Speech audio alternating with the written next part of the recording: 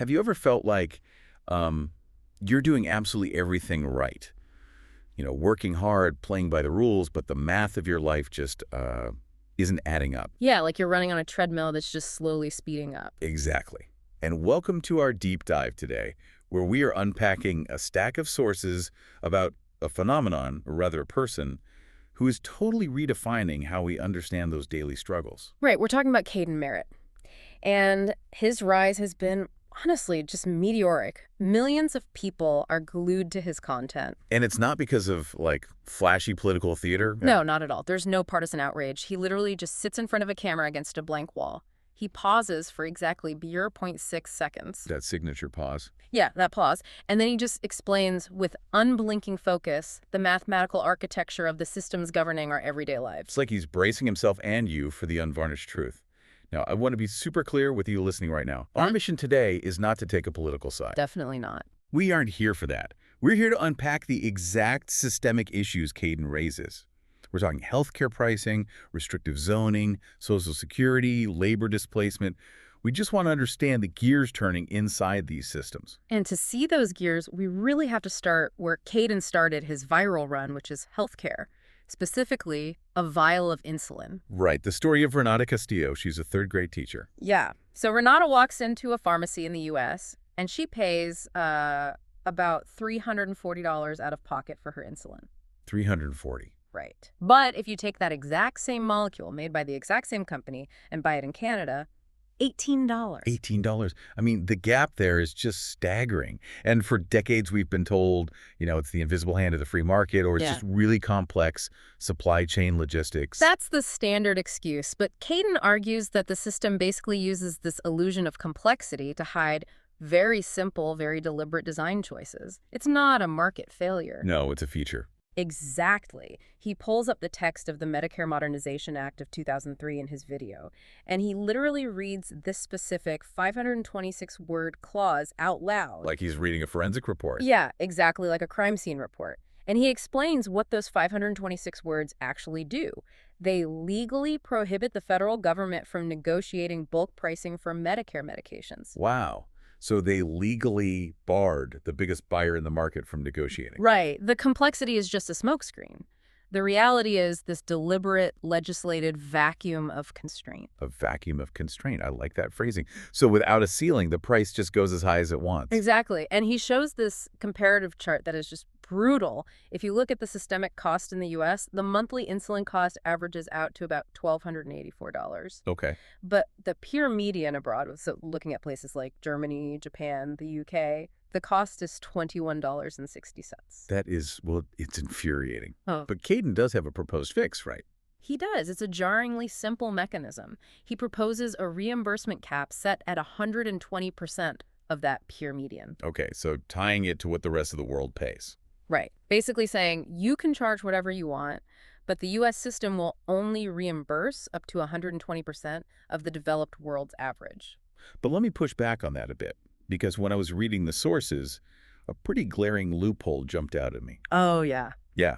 If you cap the U.S. price at 120% of the peer median, doesn't that just incentivize the pharmaceutical companies to, like, artificially inflate the prices in Germany and the U.K.? Raise the floor everywhere to raise the ceiling here. Exactly. I mean, isn't healthcare genuinely complex? Yeah. Are we kind of ignoring R&D and innovation risks by boiling it down to a simple spreadsheet? Well, it's a great question, and it's where Caden really separates himself from typical commentators. He points out that the pure median is aggregated across multiple sovereign economies, right? And they all have their own rigorous national health services. So they wouldn't just play along. Exactly. Germany and the UK have these strict closed system negotiation boards.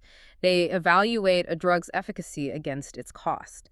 They are not going to just accept a massive price hike just so a manufacturer can game the American reimbursement cap. Okay, that makes sense. The friction of those foreign regulatory bodies acts as an anchor. Right. Caden acknowledges that healthcare R&D is deeply complex, but his brilliance is separating complexity from constraint. Just because a system is complex doesn't mean you abandon constraints. Because if a system permits any value and there's no visible upper bound, the maximum possible extraction just becomes the norm. Exactly. And that a lack of constraint ties perfectly into this other concept he talks about, which he calls recursive fees. Oh, yeah, the propane bill. This part of the source material was wild. He brings up this residential propane bill for a guy named Marcus Alvarez. Yeah, walk us through that. So on this single bill, there's a hazmat fee. Okay, fine. But then right below it, there's a tax on the hazmat fee. And then there's a fuel surcharge. And then, you guessed it, a tax on the fuel surcharge. I mean, it's like a Russian nesting doll of debt. Opening one fee just reveals another fee that's explicitly designed to extract a percentage of the first one. And the system just compounds itself. It treats every newly invented fee as a brand new baseline to generate another charge. It totally obscures the actual cost of the propane. To me, it feels exactly like a bloated cable bill. Oh, totally. You know, you see an advertised price of, say, $60. You sign up, and suddenly you're hit with a broadcast TV fee for local channels you were already promised. Then a regional sports fee, even if you've never watched a baseball game in your life. Right. The advertised price is a complete fiction. Yeah.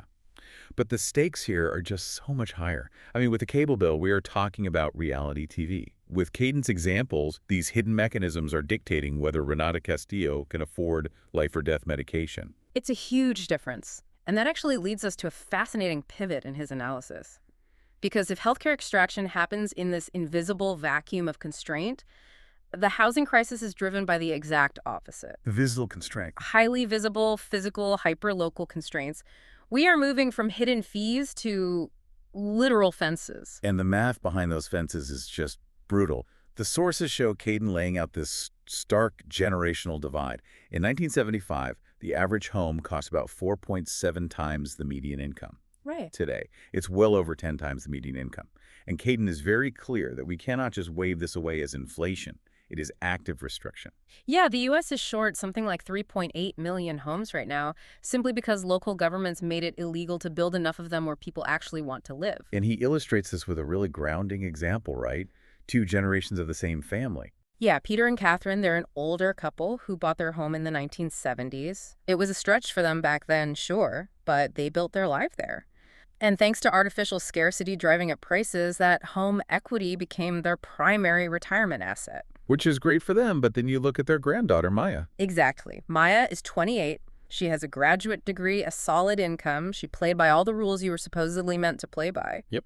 And she is completely priced out of a starter home. Yeah. She is mathematically locked out of the exact same neighborhood she grew up in. It's just like a generational game of musical chairs. Mm. The older generation bought up all the chairs while the music was playing, and then they literally changed the zoning laws of the room so no one could bring in any new chairs. That's a perfect way to put it. And now the music has stopped, and Maya is just left standing there.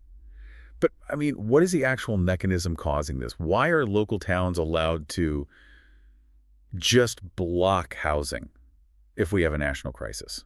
Well, Caden identifies this massive loophole in federal transportation funding. Right now, the federal government gives billions of dollars to municipalities to build transit infrastructure like, say, a new commuter train station. Okay. But they do it without asking any questions about local zoning. So federal taxpayers fund this massive transit hub, and then the local town council keeps exclusionary single-family zoning in place right around it. So they make it illegal to build an apartment building within walking distance of the brand new train station that everyone paid for. Exactly. That is infuriating. We are subsidizing the infrastructure, but they're hoarding the access to it.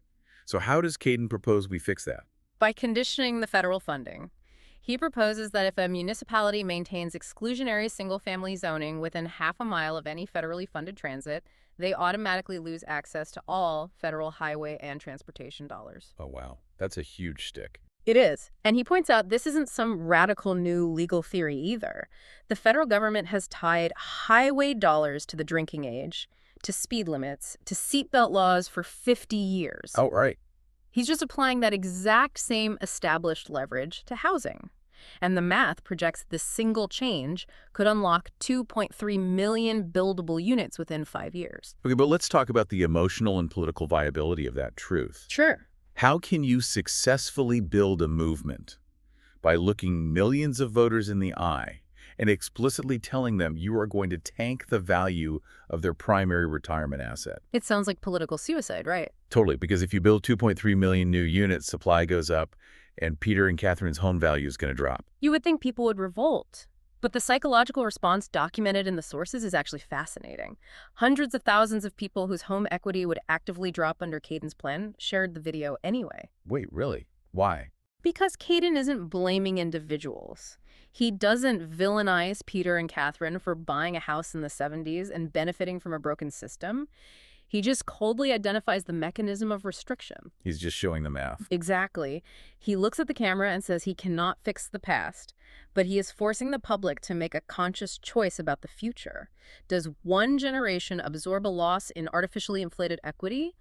Or does the next generation absorb the cost of being permanently locked out of ownership? And I guess people just respected the unvarnished truth over a political platitude where everyone magically wins. Exactly. He's not promising a miracle. He's forcing a real choice. That is incredibly heavy because think about it. If Maya is locked out of building equity through a home, her entire future survival basically rests on the one safety net we have left, which is Social Security. The ultimate intergenerational contract. Right. And the map there is completely fracturing, too. Caden goes on this live stream, The Working Man's Hour, with Dave Kowalski. Oh, yeah. That was a tense interview. It really was. It's a show with a huge audience of blue-collar, working-class folks who have paid a portion of every single paycheck into this system for decades. And Dave Kowalski really pushes Caden on this. His audience is terrified that any talk of reform means Caden is coming for their retirement checks. But Caden diffuses that tension, not with empty promises, but by explaining the math of the income cap. Right. And I have to admit, I had to read this part of the source material twice to make sure I understood it. It's a shock when you first see it. Currently, Social Security payroll contributions are capped at roughly $168,600 of income. Which means a steelworker making $70,000 a year pays the full Social Security tax rate on absolutely every dollar they earn. Right. But a private equity partner making $4 million a year pays that exact same absolute tax amount. They pay the tax on their first $168,000, and then they effectively pay 0% into the system on the remaining $3.8 million of their income. Exactly. The burden is mathematically inverted. Middle-class workers are essentially paying a massive functional percentage of their income to subsidize a system where the ultra-wealthy pay a microscopic fraction. It's unbelievable when you spell it out like that. So what is Caden's solution? It's twofold. First, remove the income cap entirely. Everyone pays the exact same percentage on all earned income, no matter how high it goes. That single adjustment adds $327 billion in annual revenue to the system. Wow. Yeah, and it instantly extends its solvency by 31 years. But there's a second part, right? Because this is where the friction really starts on Kowalski's show. Caden proposes means testing. Yes. The second part is implementing means testing, but only for household assets above $2.3 million. Okay, so if you have accumulated massive independent wealth over $2.3 million, your Social Security payout is reduced or eliminated because you fundamentally just don't need the safety net. Right. And this triggers a massive point of tension on the show. A retired steelworker named Frank Okafor calls in. Yeah, Frank. He says he gets the map, and he agrees the private equity guy shouldn't get a check. But Frank has an 81-year-old neighbor named Dottie.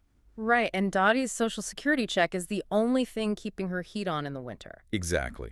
Frank points out, very astutely, that every time politicians talk about means testing, the wealthy, the definition of wealthy somehow always drifts downward over time. And vulnerable people like Dottie end up getting their benefits slashed. It's a very valid fear. I am completely right there with Frank. Politicians always promise to protect the vulnerable. So why should you or Frank or Dottie trust Caden's mechanism over any other political promise? And Caden's response to Frank really gets to the core of his whole philosophy. He tells Frank that his suspicion is completely earned. History proves Frank right. Okay, so he validates the fear. He does.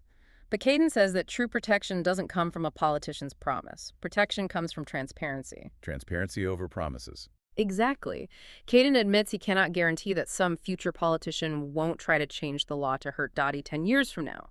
But what he can do is publish the exact, unalterable language of the law, every single clause, defining exactly what $2.3 million in assets means. Ah, I see. By making the mechanism entirely visible, any future drift, any quiet tampering by lobbyists in some closed-door committee becomes instantly obvious to the public. If you can see the gears, you can see when someone is trying to pull one out.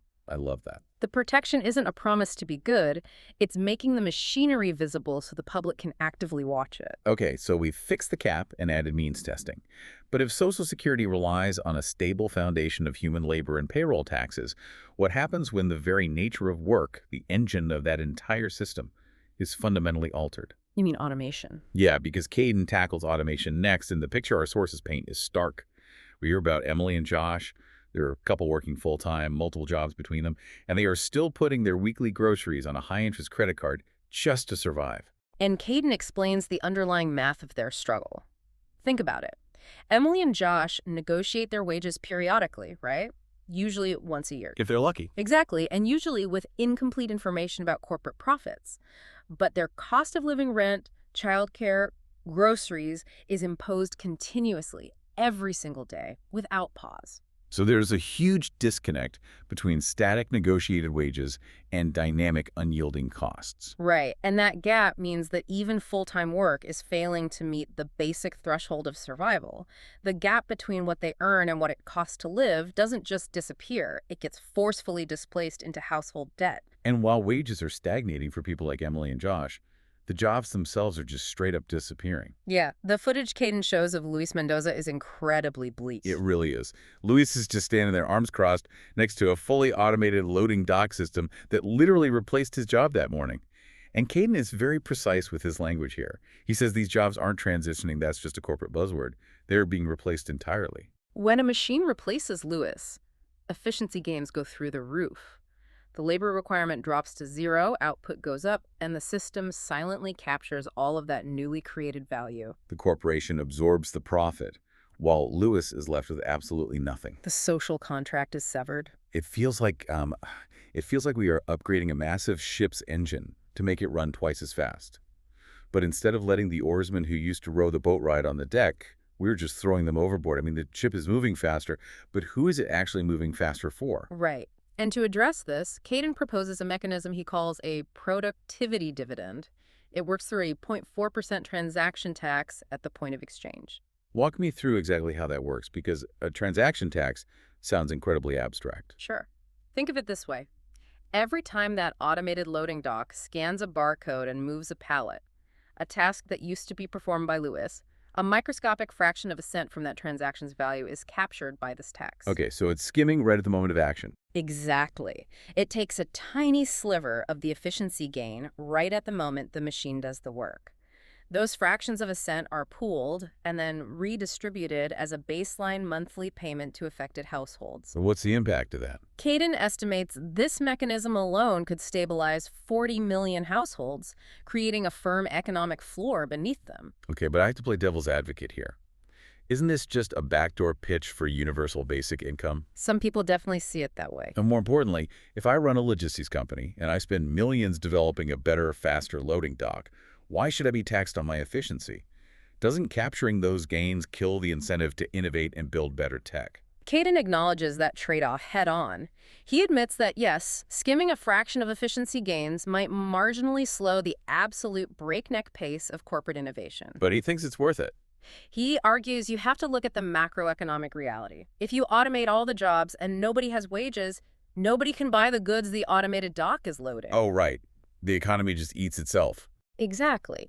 He frames the productivity dividend not as some moral plea for charity, but as a mathematical, structural necessity to prevent total system collapse. You simply cannot maximize output and permanently eliminate human employment indefinitely.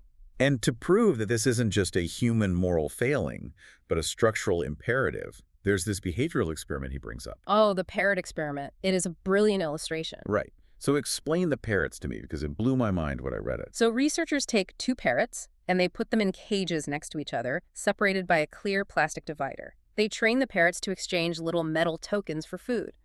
Hand a token to the researcher, get a treat. It's a perfectly functioning mini economy. Okay, makes sense. But then the researchers intentionally introduce a massive imbalance. They give one parrot way more tokens than it could ever possibly use to feed itself, and they give the other parrot 0 tokens. When one parrot is rich and the other is broke. Exactly.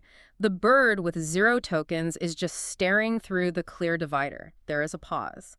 And then, completely unprompted, without any reward from the researchers, the rich parrot picks up a token and pushes it through a hole in the divider to the poor parrot so it can eat. Wow. And humans would just call that generosity, right? Right, we anthropomorphize it and call it empathy or charity, but Caden's analysis is striking. He points out that the behavioral data doesn't actually support that classification. What the parrots are demonstrating is system stabilization. System stabilization. Yes. When the disparity is highly visible and the mechanism for exchange is clearly understood by both parties, redistribution emerges completely naturally. When resource concentration exceeds functional use, when you have more tokens than you can eat, redistribution is required to stabilize the environment. It is not a moral argument. It is a biological and structural fact. Precisely. We have covered a massive amount of ground today. I mean, from the artificial complexity keeping Renata Castillo's insulin at $340 to the highly visible zoning fences keeping Maya locked out of the housing market. We've looked at the mathematical inversion of the Social Security cap and the cold reality of Luis Mendoza watching a machine perform his livelihood. But the core thread running through every single one of these sources is identical. The struggles you are facing in your daily life, the creeping debt, the housing anxiety, the dread of a medical bill, they are not your personal moral failures. No, they aren't. They are the mathematical outcomes of specific, visible constraints designed into the systems you interact with every day. Caden Merritt's real power isn't performing outrage to farm engagement or get clicks. He removes the illusion of choice and the smokescreen of complexity, replacing them with actual structural understanding. He doesn't ask you to be angry at your neighbor. He just shows you the math of the cage. Which brings us all the way back to the math of our own lives. We started this deep dive by asking why the numbers just aren't adding up despite you doing everything you were told to do. And I want to leave you with a final lingering question to ponder as you go about your day. Let's hear it. In a world that is absolutely drowning in political noise, in performative anger, in constant deafening shouting, what if the most radical, disruptive thing a person can do is simply look at the math, pause for exactly 0.6 seconds, and tell the unvarnished truth without asking you for a single thing in return?